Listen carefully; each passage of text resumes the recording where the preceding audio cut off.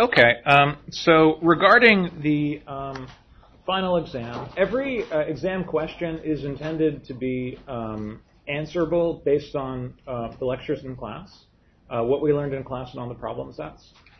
So material that is in the textbook but not covered in class, you will not be directly responsible for, but it certainly might, for example, be the case that I would ask you a question that appears somewhere in the textbook that we did not study in class. For example, there is a nice section in the textbook on Rutherford scattering, which is basically a version of the two-body problem where you have a repulsive potential instead of an attractive potential. It's a great application of all sorts of things that you learned in your studies of the Kepler problem, just in a slightly different context. And so, in the past, I asked a question about that, where I had you work out Rutherford scattering on the exam. And it was not something we had in class, but it was something that you could answer based on what you learned in class. But if you had gone through and worked through the chapter on Rutherford scattering in the book, you would have found that useful on the exam. So, I won't be testing you on material that we have not covered in class, but the textbook is a great resource for all sorts of material that may or may not show up on the final. So as far as studying for the final, I handed out at some point a set of practice problems, which are all taken from the text. I'm not saying that you need to go and solve all of them. Some of them are quite difficult. But what might be useful is going through and looking at those problems and at least working through in your head a little bit what your strategy would be to solve that problem if you encountered it on an exam. The other thing that I recommend is that in the book there are also a lot of problems that are worked out explicitly. Those I think are really good resources. Some of them are examples we went through in class. A lot of them are not. So those are things that I think you would find useful to look through. Okay, a couple other general remarks regarding the exam. So as I said, I will have office hours Thursday from 1 to 2:30.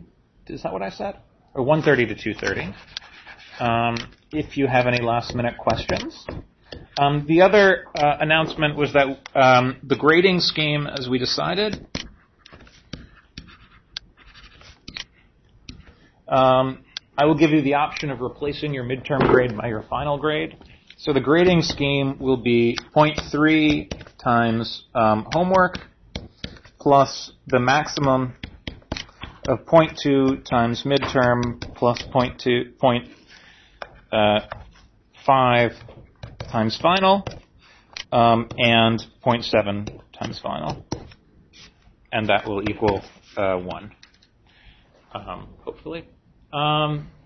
So that is about the grading scheme, and what I was thinking of doing was just giving you a very brief sketch of what we've covered since the midterm, because I went through and I gave a rather detailed review right before the midterm, so I thought I might give an equally schematic review of what we've studied since the midterm. But perhaps I should ask and see if there are any other questions about the final before we do that. I really do also want to emphasize that my goal is to not stress you out. The final, as I said, will be somewhat challenging. It will not be as difficult as it's been in previous years. I promise you that. So you should just try and relax as much as possible. Study. Don't freak out about it. Don't pull a insane all-nighter or anything like that studying for it. Just learn as much physics as you can. Go in and have a good time. That's what I recommend. There was a question?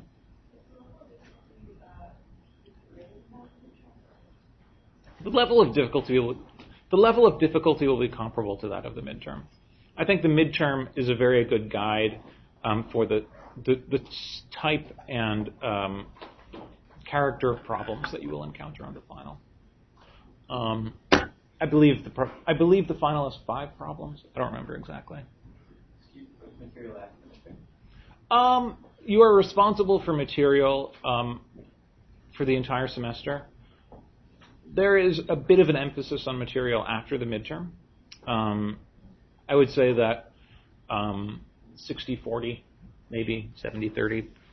So you certainly are responsible for all of the material.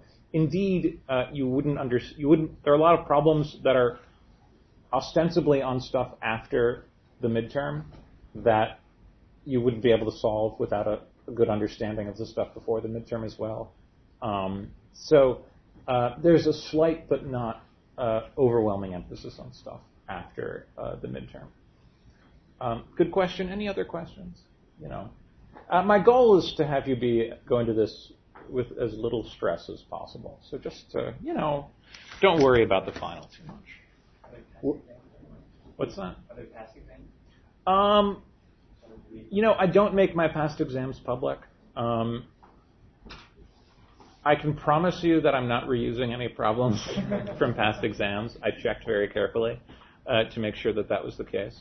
I don't make my past exams public. I don't think they would be particularly useful because I'm not reusing any problems. So I choose not to make them public because, in a class such as this one, there are only a finite number of problems that are doable and interesting and are at a level appropriate for an exam. And so I reserve the right to 10 years from now, when I'm old and gray, use a problem that I used on a midterm before. And so I really prefer to not have this body of problems floating around. My preference is always to try and make problems as interesting as... I will always, if I have a question about what problem to assign for an exam, I'll always choose the problem which I think teaches you more physics and is more interesting, rather than one which is more, satisfies some other criteria. My goal is to really have you guys learn something on the final. I think it's always exciting when you can take a final and realize that you actually might have learned something on it. Okay, any other questions? No other questions? Okay, so let's just go and give a very sketchy outline of what we've studied in the second half of the semester. So in the first half of the semester, we studied Lagrangians, we studied action principles, we studied the calculus of variations, we studied oscillators, we studied the generic solution of the one-dimensional system, and we studied the Kepler problem. And finally, we learned all about Noether's theorem. And so that, roughly speaking, comprised the bulk of the material that we learned in the first half of the semester. In the second half, we started with our study of non-inertial coordinate systems,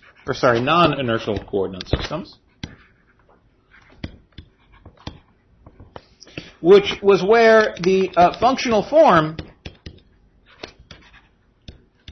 of the equations of motion differed from that you see in the usual form of Newton's laws in a Cartesian coordinate system. So the prototypical example of a non-inertial coordinate system is one which is rotating in some manner. And so, for example, if Ri were the position of some object in a rotating coordinate system, and Ri prime was the position in a static coordinate system,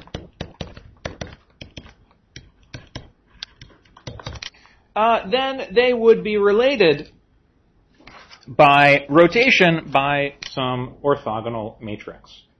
So if you let R be the sum on I, Ri, Ei, where Ei is a rotating coordinate system, a basis of axes for your rotating coordinate system, then the Eis are related to the Ei primes, the static coordinate axes, by multiplication by some orthogonal matrix whose components depend on time.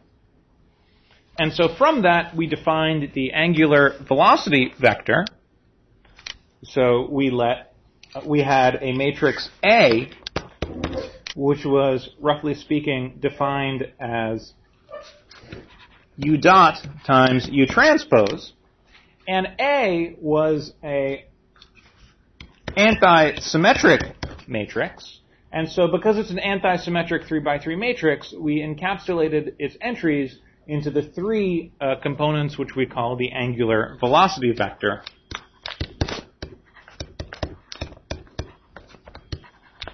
Omega. And the utility of the angular velocity vector was that if we had a vector which we wrote in, whose components in the rotating coordinate system were given by vi, then if you wish to calculate the components of the time derivative of the vector, then you take the time derivative of the coordinates in the rotating coordinate system, and you add a contribution due to the fact that our coordinate axes themselves are rotating with angular velocity omega. And by applying this equation to the velocity vector of a particle, this led to the three familiar fictitious forces.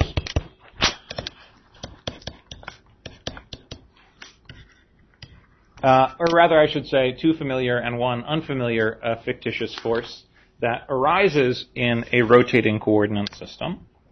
So, in particular, the acceleration vector is augmented by two additional terms, which correspond to the Coriolis force, the centrifugal force, and the Euler force, respectively.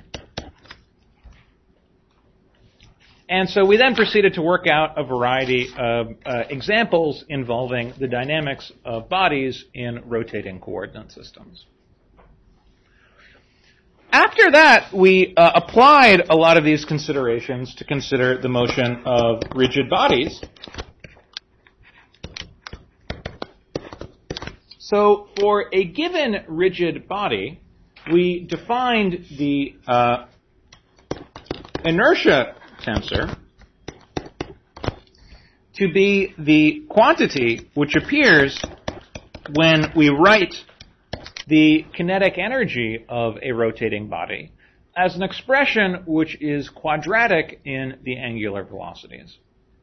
So the kinetic energy is quadratic in the angular velocities, and the coefficients that appear here are given by the inertia tensor, which, if we were to write this expression for a collection of particles that are labeled by an index alpha, is the sum over m r squared delta ij minus r alpha I r alpha j, and along with a similar expression for a continuous body.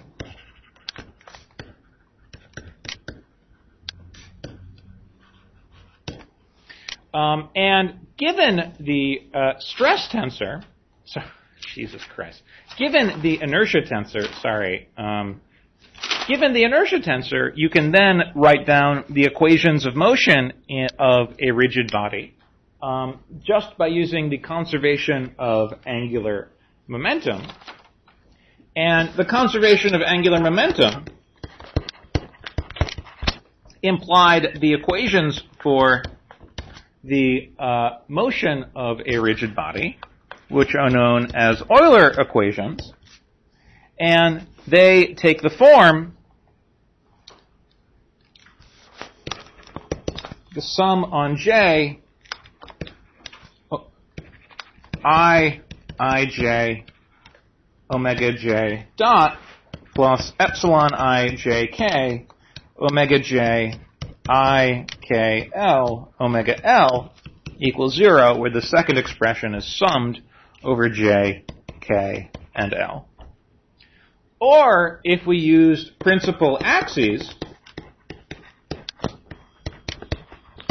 where the inertia tensor is diagonal, they could be written as I1 omega 1 dot plus omega 2 omega 3 I3 minus I2 is equal to 0, along with various cyclic permutations of this formula. And this gave a set of 3 differential equations which one could solve to determine the motion of a rigid body by computing the angular momenta omega I. And we worked out this in a variety of examples. For example, the symmetric top was a system where we could write down the solutions to the equations of motion relatively explicitly in terms of some harmonic motion. And we described the various types of precession that one expects for the motion of a symmetric top. And then we discussed, for example, Euler angles and a variety of other somewhat more detailed topics in the subject of rigid body motion. Our final example of a dynamical system involves systems with many degrees of freedom.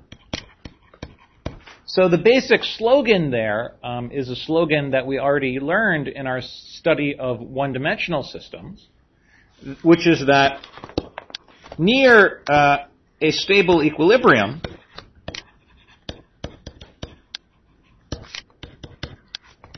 the dynamics of a system with n degrees of freedom is equivalent to that of n independent simple harmonic oscillators. And then the name of the game is the following.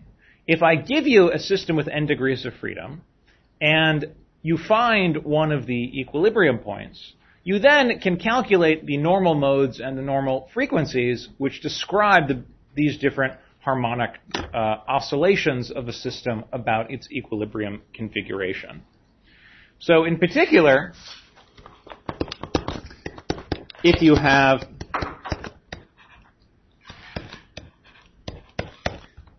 an action which is quadratic in the derivatives of Q and has some potential V that depends on Q, then a equilibrium point is a place where the gradient of V vanishes. So all of the various derivatives of V vanish at an equilibrium point Q naught. And then one can define the following 2 symmetric matrices. T, which is the matrix whose components are the stress tensor, and V double prime is the n by n matrix made up of second derivatives of the potential evaluated at the equilibrium configuration. And then we worked through the equations of motion and saw that they were indeed equivalent to n harmonic oscillators. And the frequencies and modes of these oscillators, so the normal frequencies and normal modes, are given by the eigenvalues of the matrix F, which was equal to minus T inverse times V double prime. So, for example, the normal modes obey the equation omega A squared T mu A is equal to V double prime mu A, where A here is an index which labels the different normal modes and is acted on by the matrices T and V double prime. So, for example, if you wanted to solve for the normal modes and normal frequencies, you would have to solve an expression first for the normal frequencies, which is just the characteristic equation for the matrix F, And then you would have to then, for each frequency, solve this equation in order to find the normal modes. And we worked out the normal modes and the normal frequencies for a variety of systems. And the basic slogan there is that zero modes whose frequency is zero, often arise due to symmetry. And more symmetric modes tend to have lower energy and lower frequency than less symmetric modes. And we worked this out in a variety of examples, including the double pendulum and the linear triatomic model. And he worked out various other examples of n-body motion in the problem set. And finally, we ended the course with a discussion of Hamiltonian mechanics in a variety of different formulations. And the basic idea is that the state of a dynamical system is uniquely specified by a point on phase space. So phase space is the 2n-dimensional space of q's and p's, where here we have a system with n degrees of freedom given by qi, and we define the conjugate momenta to be the derivative of the Lagrangian with respect to q. And then the phase space is the 2n-dimensional space that uniquely parameterizes the state of the system given by the set of all q's and p's. And the dynamics is given by a flow on phase space where the time derivative of q and p is determined by Hamilton's equation. So q dot is dh by dp, and p dot is minus dh by dq. And this had all sorts of wonderful implications.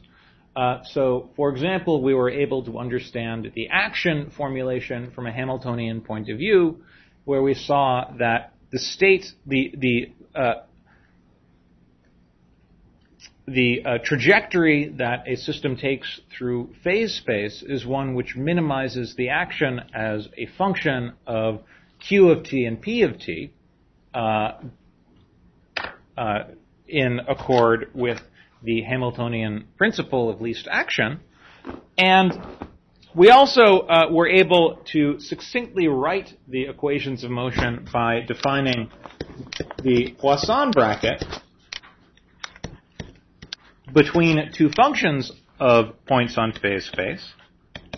So the Poisson bracket of two functions f and g was df by dq times dg by dp, minus the same thing with q and p reversed. I'm sorry, that's an I.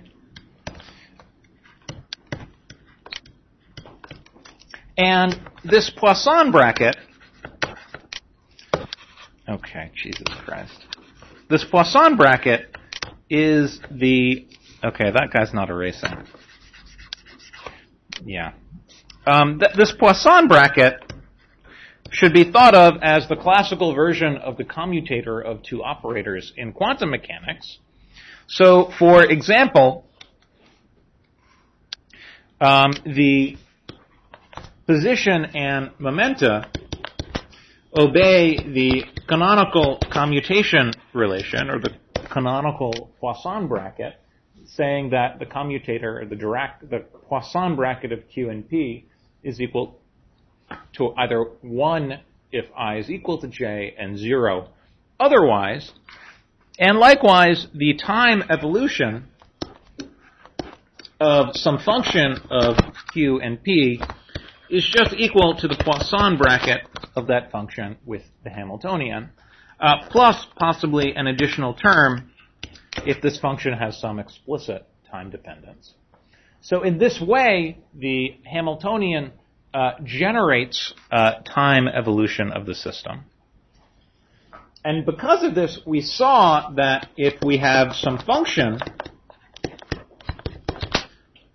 which commutes with the Hamiltonian, then that implies that that function is constant. And so we discovered from this the Hamiltonian version of Noether's theorem. And likewise, we also saw that if I1 and I2 were constants of motion, then the Poisson bracket of I1 with I2 is also a constant of motion. So that the commutator of two constants of motion is itself a constant of motion. And finally, we considered the subject of canonical transformations,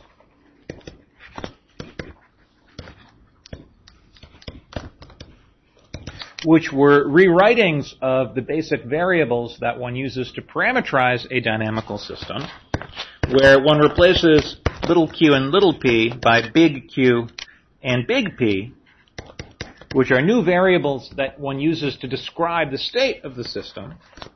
And the point is that the form of Hamilton's equation remains unchanged if the fundamental form of the Poisson bracket between Q and P is unchanged.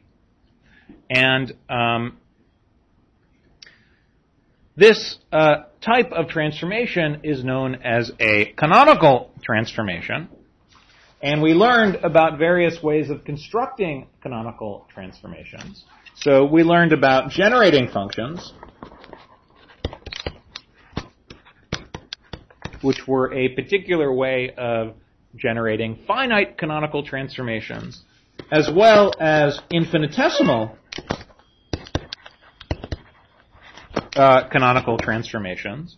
So, for example, the formula for the transformation of some function under the canonical transformation that is generated by a function g is the Poisson bracket of f with g. And so our expression for f dot as the commutator of f with h is nothing more and nothing less than the statement that time evolution is the canonical transformation that is generated by the Hamiltonian. So, in particular, the infinitesimal transformation generated by G is the one where Qi goes to Qi plus some small parameter epsilon times dG by dPi, and likewise Pi goes to Pi minus epsilon times dG by dQi, which we recognize as Hamilton's equations if G is equal to the Hamiltonian. And that concluded the material that you are responsible for in the exam, but that we then proceeded to investigate several wonderful applications of this to Liouville's theorem, to Poincaré recurrence, to integral systems and Hamilton-Jacobi theory, before considering chaos over the last week. So that is a very schematic overview of what we did over the last month and a half. Are there any questions? No questions? Any comments? Any concerns? This is your last chance to voice any concerns, comments. I guess that's not true. I have my office hours right now. You can also voice your concerns then. Okay. Good luck on the exam. Good luck over the next few weeks. Thank you. Thank you.